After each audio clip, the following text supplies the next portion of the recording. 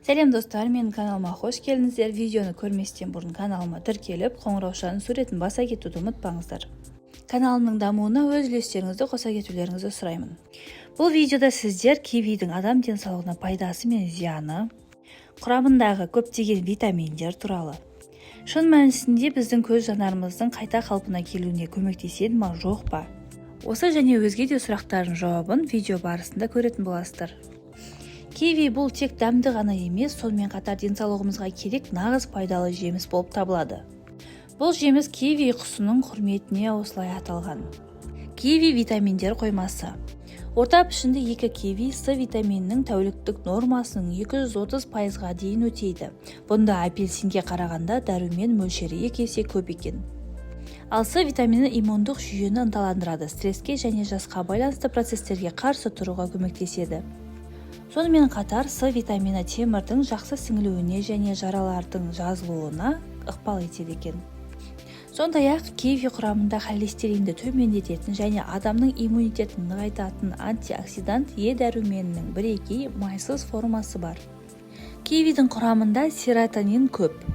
Киви жемісінде серотониннің өте көп болуы бұл жемісті ас қорыту және жүрек қан тамыр жүйесі үшін өте пайдалы етеді. Серотонин есте сақтау қабілетін, көңіл күйді жақсартады және ақпарат қабылдауды ынталандырып, тәбетті қалыпқа келтіреді екен. Сонымен қатар серотонин тез және ауыртпалықсыз оянуға ықпал ете отырып, ұйқыны сапалы және сандық түрде жақсартады. Және де кивидің құрамында магний мен калий мөлшері өте көп.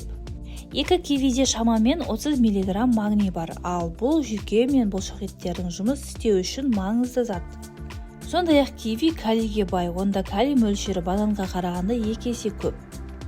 Ал кивиді үнемі тұтыну қан қысымын реттейді, инсульт және бүйрекке тас жиналу қаупін төмендетеді. Сондай-ақ остеопороз бен жүрек қан тамырлар ауруларын алдын алуға көмектеседі. Таңғы аста 1 киви жеу қанды сұйылтатын аспирин секілді тиімді. Сонымен қатар кивиді тұтынғанда жанама әсерлер болмайды және ол әлде қайда пайдалы. Киви тыныс алу үшін пайдалы. Зерттеулер көрсеткенде кивидің құрамындағы С витамині болғандықтан ол тыныс алу органдарының ауыртпалықты жеңілдетіп, қырылтаудан, жөтелден және демігуден арылтады.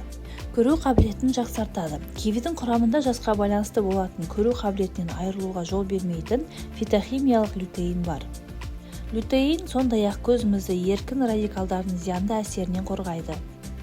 Адам ағзасы лютеинді өзгінен синтездей алмайды, сондықтан оны тек тағаммен ғана ала аламыз. Сондай-ақ кивидің құрамында зеаксантин бар, ал ол заттың жетіспеушілігі көру қабілетіне кері әсер етеді. Киви туралы көбіміз біле бермейтін деректер.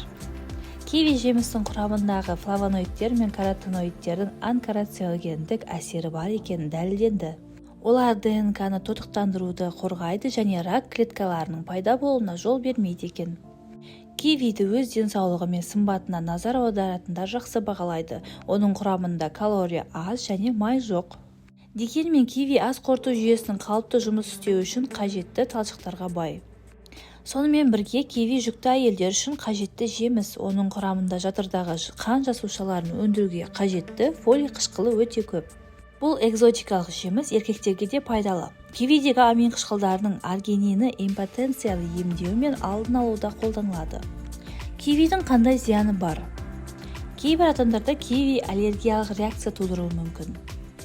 Көп жағдайда кивиді тым көп мөлшерде жейтін адамдарда дененің түршігуі және аллергияның әртүрлі түрлері дамиды.